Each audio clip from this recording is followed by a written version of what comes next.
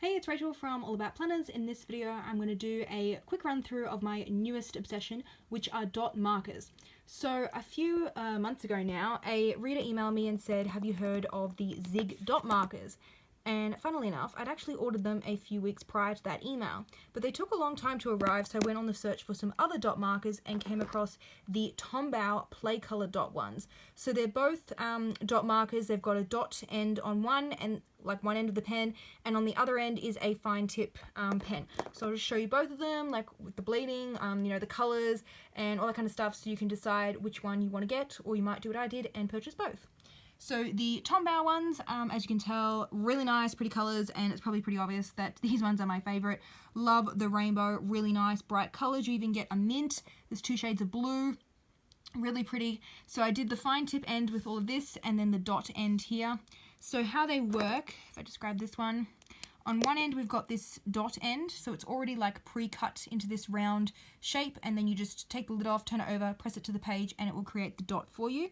There is a little bit of ink feathering on some of the ends, but overall, I mean, it's pretty accurate. Like the dot's the same each time you push it.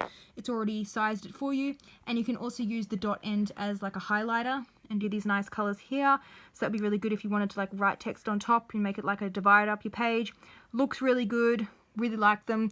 The only con with them is the bleed through. So this is the Plum Paper, and I know the paper's not, it's not amazing, it's not brilliant, it's not super thick. However, the bleed through, wow, I've never had pens bleed through so much. So they bled through completely the back side of the page that I wrote on, and also a little bit onto the next page below that.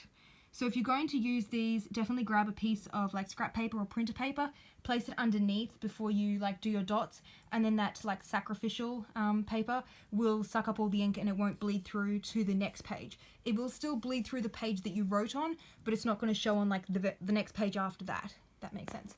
So then I went and tried them in the Archer and Olive, which is a 160 GSM, very thick paper journal, which is designed for like watercolor, as you can see there. And then the ghosting on that was pretty much non-existent, which is great. There's a little smidge for the darker color down here, but it's totally not obvious at all. I would happily write on the back side of that piece of paper. Hardly anything is visible, so that's great. The next one's the Zig. So they work similar to the Tombow with like the rounded end. The circle end, but this one is rounded, so I won't take the lid off just because it's hard to get back on like one-handed. But this one has a rounded end that you can push down on at different pressure points to create different sized dots. So we've got little dot, medium, big. I just experimented with some of them, and you can do the same highlighter line as well if you want to. And it also has a fine tip end that I wrote, that is fine tip end as well, so they're both dual tip. The colours on the Zig, I don't like them as much as the Tombow. I did a side-by-side here if you want to have a look. So I think I like the design of the Zig better with how you can do different dot sizes, but I like the colours of the Tombow. So if those two are merged into one dot marker, I would definitely say that's the one I would get.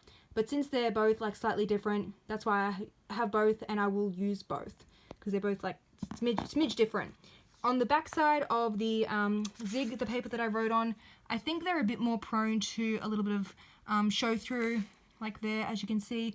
This is the 160 GSM Archer and Olive, and there's still a little bit of show through. Not much. I would still write on the back side of the piece of paper. I wouldn't skip it and go to the next page. It's still pretty good. There's just a smidge more ghosting than the Tombow had.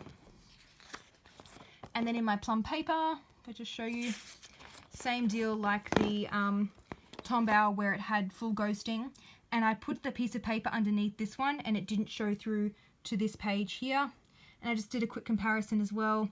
So the dot is fairly accurate. There were some instances where it didn't fully press down, but if you like push it like again, if you like dot it twice, like dot it once, didn't go fully, just dot it again, then it will like fix up the circle for you.